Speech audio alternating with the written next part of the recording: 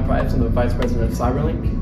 And I'm Alan Walker, the President of Cyberlink. And we would like to give a special thanks to our guest star, Howard Alexander, who came all the way from California to support us. With an anticipation of supporting Cyberlink solutions in 2025 and moving forward, we appreciate his consulting, his advice, and his guidance as we move forward to watch what happens next at Astra. Hi everyone, I'm Simone. This is episode 3 of the Cyberlink podcast, and today we are interviewing Howard Alexander today. Okay, so hello Howard. Hi, how you doing? I'm fine, how are you? It's always a good day above ground. Yeah. To give a little introduction to our audience, I know you are recently retired. Congratulations on your retirement. And we know that you worked at the Boeing company for at least 14 years. Correct me if I'm wrong. 23 years. Served at the Boeing company for 23 years, and I know that your role was a senior IT director, and that was in information security and risk and integration. Yeah, it was governance, risk management. I also did, I was director over the security technology section as well, which was a section that we use to handle special security solutions for the Boeing company. Amazing. So with that, we know you oversaw many things like you said, IT operations and security threat response, security development products, things like that. Can you describe a little bit more on the things that you went into and your responsibilities within that role? Well, just like any company, you have some solutions or security situations where there may not be anything on the market. I mean, I started in that role before I left about 10, 11 years. Wow. So, the proliferation of security tools since time, there's a new tool coming to market all the time. But in the beginning, there still were places where particular use cases required something unique, and so that was an opportunity for us to be developers and try to do something that kept the company secure, but at the same time filled a particular gap that wasn't being accomplished in the marketplace.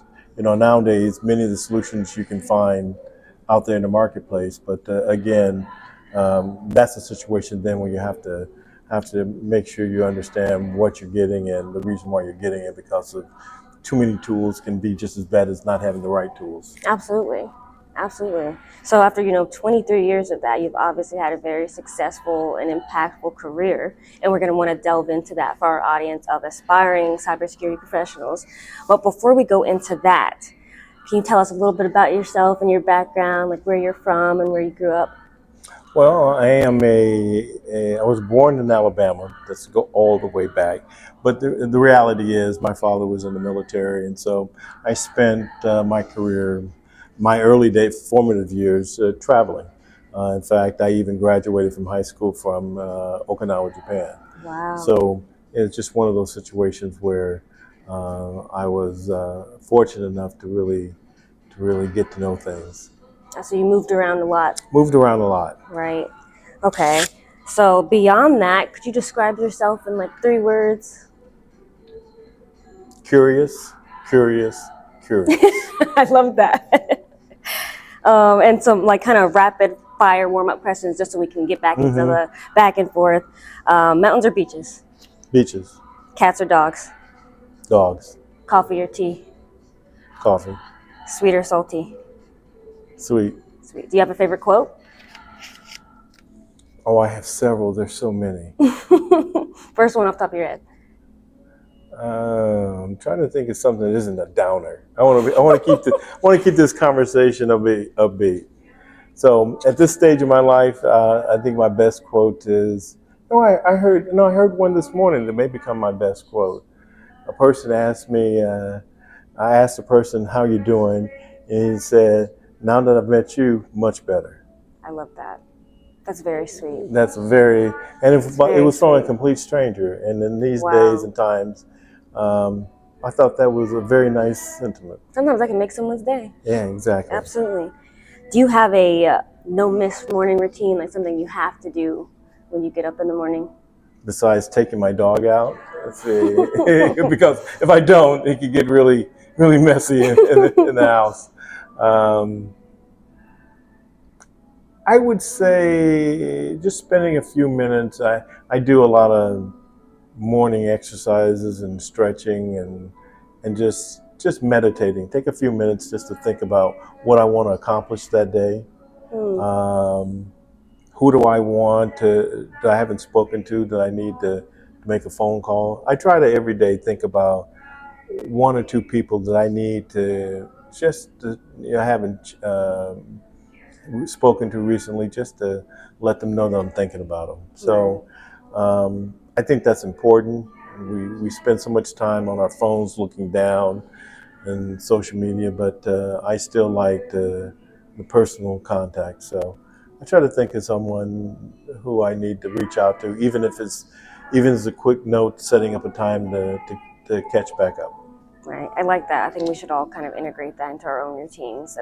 Connections are so important. They are. Do you have a piece of media or a book that you would recommend to everyone watching?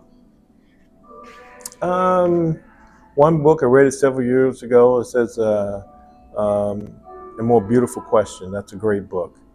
I think in the world of AI, and you'll hear me mention AI a lot, the ability to know how to ask the right question is going to be a skill set that even in the security landscape we're going to need to know and have in our pocket. There's a lot of hype around AI right now, but just like the internet, there was a lot of hype around it. It had a boom and a bust. But the reality is it changed the way the world is. Right. And I feel that AI is going to do the same thing. And one of the key skill sets is going to be when you're dealing with a tool that can basically be an Einstein in your pocket. Yeah. You've got to be able to ask the right questions. Absolutely. And that's going to be a skill set that the cyber person's going to need to know. I absolutely agree. So, kind of transitioning into your career and your position at Boeing, can you describe when you started the position? Well, I retired from Boeing in early 2024, and I started in security probably 10 years before that. Before that, I was in data warehousing and finance, and before that, I rose to the ranks from project manager to senior director. So. Wow. So, what did your typical day look like as a senior director? Well, one is really just taking a look at, what were the things that needed to be responded to and doing a triage of the day. What were the things that needed to be handled immediately? Understanding, obviously your schedule and time management is a key thing. Absolutely. Making sure also that I took time to see what's happening in the security world. What had happened. I mean, this is such a fast-paced business. Understanding and keeping up with the new threats, what has transpired, is a key skill or ritual or habit that everyone should start if you're going to stay in this business, because it's changing. And Absolutely. so understanding what's happening, what's in the wild, is something that you need to know. Absolutely. So then, kind of piggybacking off of that, how are some ways that you stayed updated to the current cyber threat landscape in that position? Well, there are many good security news outlets out there that you can get summary, email blasts or text, and also there's several good security podcasts that are produced daily, actually. Wow. And so, my morning exercise routine, I'm actually listening to one of those and getting what has happened. And I won't plug any particular one, but there's several there that get pretty good ratings as to giving you, useful information. And I put a high point on useful information, something that, but the key is making it a habit. Right. Absolutely. And it's good to have it stacked with your morning routine too as well. Definitely. And so other than that, within that role, are there any tools that you can describe, like software that you use that you're like allowed to talk Well, about? I mean now, since I've left Boeing, I mean, right now, what I actually am using, I have an AI agent that I'm using, and I find it really good. And so, you can decide which one is your AI client of choice. But um, for me, from writing quick notes and making sure the grammar is right to even summarizing the news for me. I use that as an assistant. And then the next thing will be using it to actually go out and do tasks for me. Right. Okay, so I mean, there are clients, and if you do a little bit of programming, you can actually get them to do lots of things for you. I've heard. Buy tickets on, make reservations. Oh yeah. Um, one thing I've been using it for is planning my meals. So if I go to a restaurant, It's a great idea. I take a picture of the menu and says, okay, this is how many calories I want to consume. I want to keep the sugar and the carbs low. Which one do you think? And Wow. 9 times out of 10, it picks the right one. It's like having Just from a a very photo. educated assistant wherever you go. You have an Einstein in your pocket. It's very true. Wow. Okay, so adding on to that, what do you think was your favorite, I guess, thing to do in your position, or your favorite thing about your position? Well, it was working with the people. The people was the best thing. And I think um, if you like people and you like to motivate them to think outside the box, to work as a team. I mean, cybersecurity is a team sport, Yeah. and the uh, the vector that is most utilized by threat actors is people. So learning how to work with people and learning how to get them to think about working securely and not making it to where you are, you know, clubbing them over the head, but getting them to think about it, because it's just part of how we have to do business. Is you got to think about, though there are those there who will, exploit any lapses in judgment. So I found that actually the fun thing about it is working with the teams and then working with the actual customers to help them do their work and do it in a secure fashion. Absolutely. I feel like people don't realize how important those people that you work with are in your own role, in your job every day. Yeah. To kind of give a contrary to that, since you talked about your fun thing, was your environment stressful? And if so, how did you deal with that? Well, I think any situation where the stakes are high can be stressful. I think the one thing that helps alleviate that is, try to have a sense of humor, Right. and help the team, work as a team. And I think if you look for opportunities to laugh, to call someone up and just ask them how they are doing. I mean, that personal touch goes a long way when you need to call them up and you're going to be on the phone a while working out a problem. Right. So I think that's the one thing, is inject some levity. Don't take yourself too seriously, even though it's a very serious business, and uh, it'll help minimize the stress. I love that advice.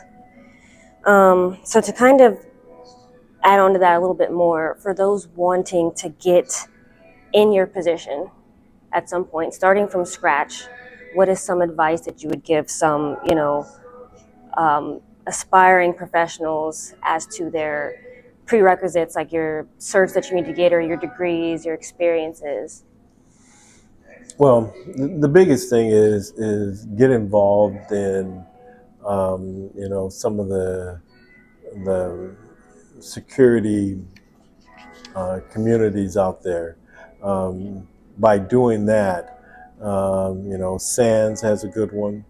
You know, um, IC Squared has a good one, and then there's usually a organization in your or a chapter in your area, and get involved in them, because there is not I mean, there are some cybersecurity degrees, but there are a lot of parts of cybersecurity where a lot of backgrounds are applicable.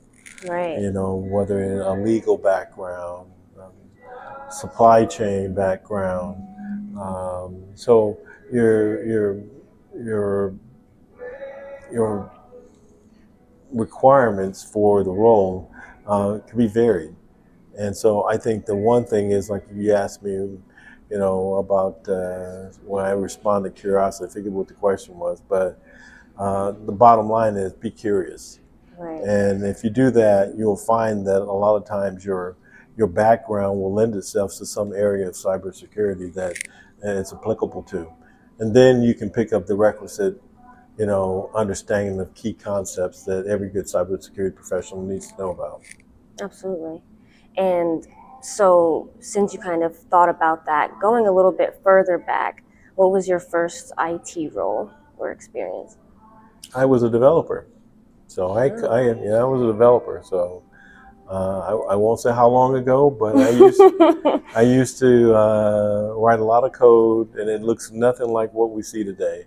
And but can you say what program? It was, I've coded even at the chip level. Wow. Oh, so at the time it was assembler on mainframes. So I've been doing this a long time. So, and gradually, moved up to different languages that some are still in use today and some are not. But at the end of the day, what it did is it taught me to think.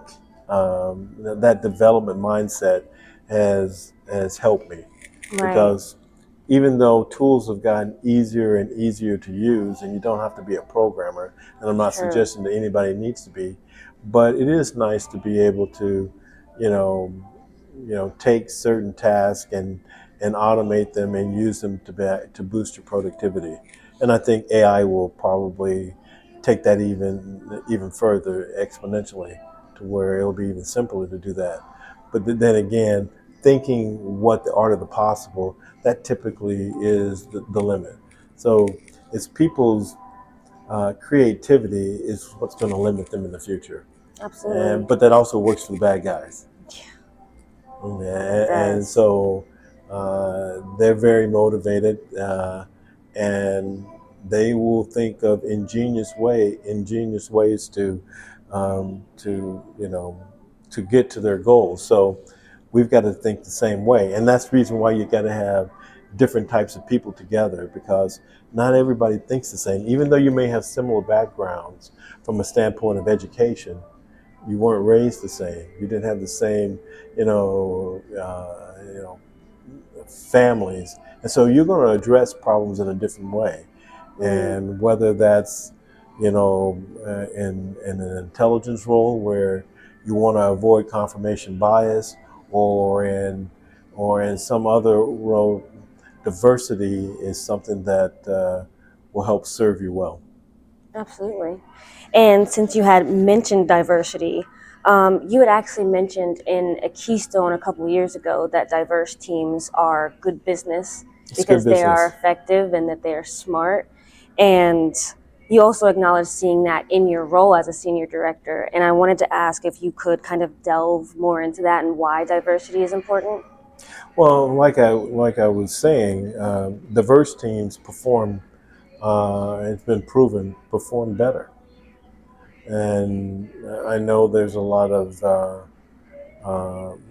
talk nowadays about, what really does that mean.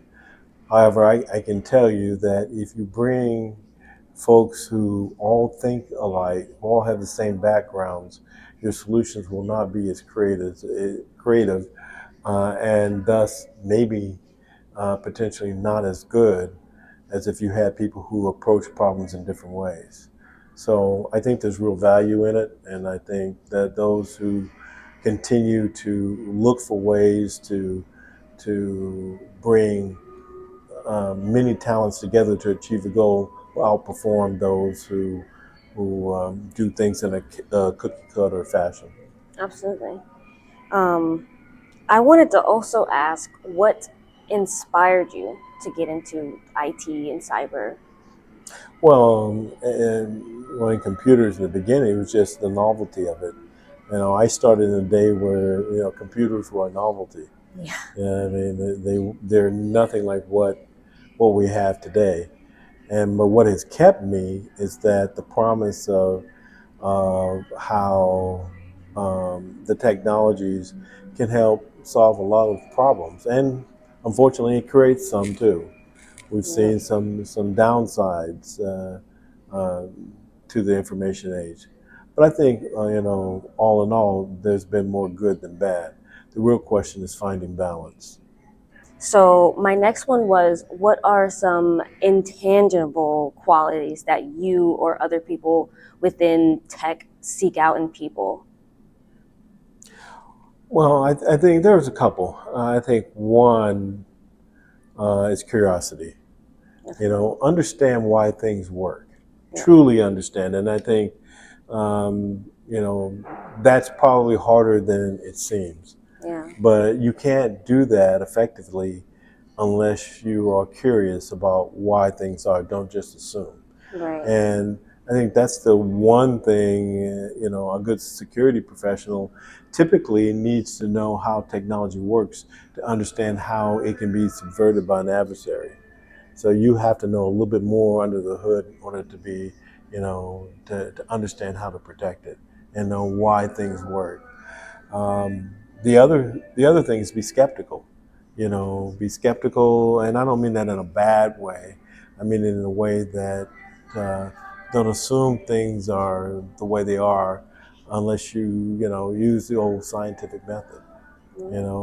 Test your hypothesis. Have multiple competing hypotheses, and see which one.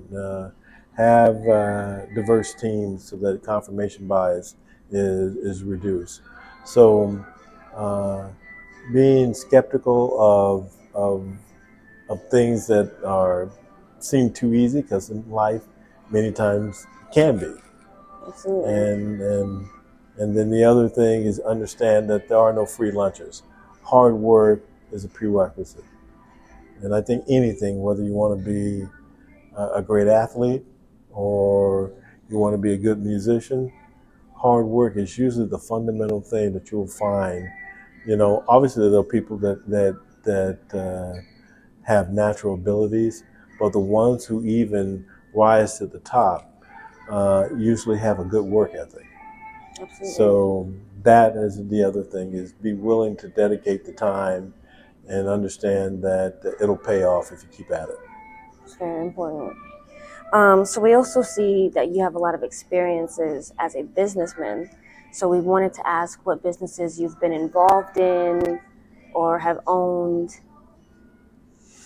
Well, I lived in the corporate world for many years. I mean, entrepreneurially, I'm now starting to sort of, I've been retired, I'm sort of getting out of that now, but um, I can just say that there's a lot of things that I have in the hopper now, and we're going to see.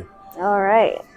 So beyond business and tech, what are some other interests that you have outside of those fields? I love theater. I Love theater. I love movies. I love music. In fact, I just took up the bass. Can't play it yet. Yeah, Wow. but I bought a bass guitar, and I'm going to learn how to play the bass.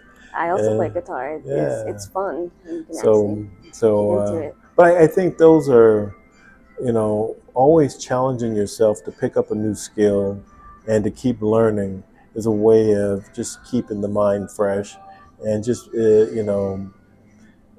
staying happy about living. Don't get Absolutely. bored. So I like lots of sports, tennis, and yes, I play pickleball too. And just keep moving and keep active and keep reaching out and making those contacts with people. So Absolutely. I think you gotta like people too. Yeah. And there's a lot not to like nowadays, but but in general, I think most people have the right motivation, and we have to be patient with each other. And if you do that, you'll find out that we're not all that different. Yeah. And I feel like that's important for staying outside of your comfort zone. Yeah, exactly. So, outside of that, what's one question you wish I asked that I didn't? And how would you have answered? Oh, you had some really good questions. I don't know. That's a tough one. Can't think of one right now. It's okay. It means we did our job well. Yeah, I think So. I think you did. I think you did. I think at the end of the day, I just want to say that, hey, I thank you guys for wanting to, pick my brain for a few minutes. Hopefully, I said something that, for someone who is interested in the field, they can use it to spur them on to being a good contributor in the future. Absolutely. And as a last question, what's next for you? All I can say is lots.